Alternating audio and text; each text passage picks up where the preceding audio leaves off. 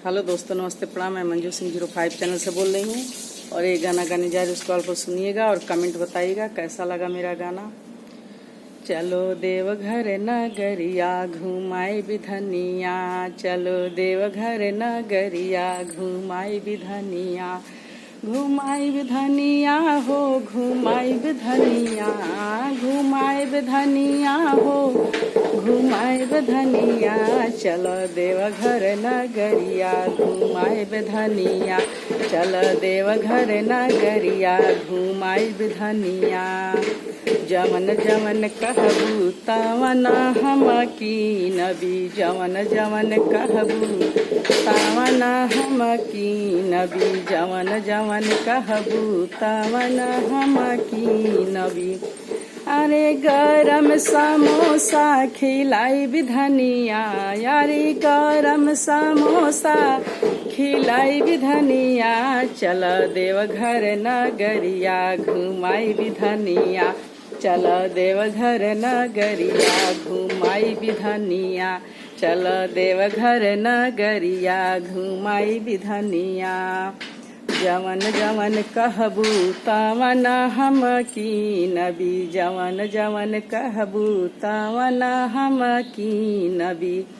अरे गेरुआ रंग सड़िया मंगाई बिधनिया, अरे गेरुआ रंग सड़िया मंगाई बिधनिया, चल देवघर नगरिया घुमाई बिरनिया, चल देवघर नगरिया घुमाई बिरनिया, घुमाई बिरनिया हो घुमाई बिरनिया, घुमाई बिरनिया हो घुमाई बिरनिया, चल देवघर नगरिया घुमाई बिरनिया, चल देवघर नगरिया घुमाई बिधनिया।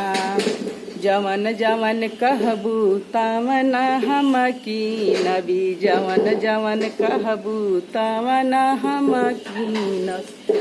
और केसरिया रंग चूड़िया मंगाई बिधनिया हो, केसरिया रंग चूड़िया मंगाई बिधनिया, चल देवघर नगरिया घुमाई बिधनिया, चल देवघर नगरिया घुमाई बिधनिया, चल देवघर नगरिया घुमाई बिधनिया।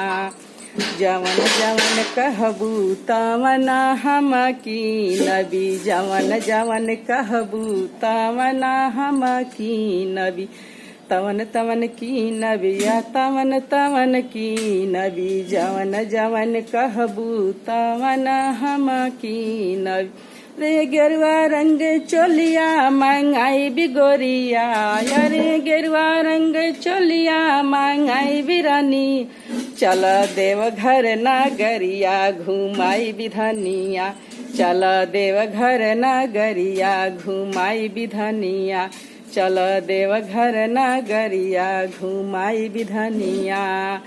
जवन जवन कहबू तवन हम की नबी, जवन जवन कहबू तवन हम की नबी। जालीदार चोली दियाई बिधनिया, अरे जालीदार चोली दियाई बिधनिया, चल देवघर नगरिया घुमाई बिधनिया, चल देवघर नगरिया घुमाई बिधनिया, चल सावन में देवघर घुमाई बिधनिया, चल सावन में देवघर घुमाई बिधनिया, घुमाई बिधनिया हो घुमाई बिधनिया, घुमाई बिधनिया हो घुमाई बिधनिया, चल देवघर नगरिया घुमाई बिधनिया, चल देवघर नगरिया घुमाई बिधनिया, चल सावन में देवघर घुमाई बिधनिया,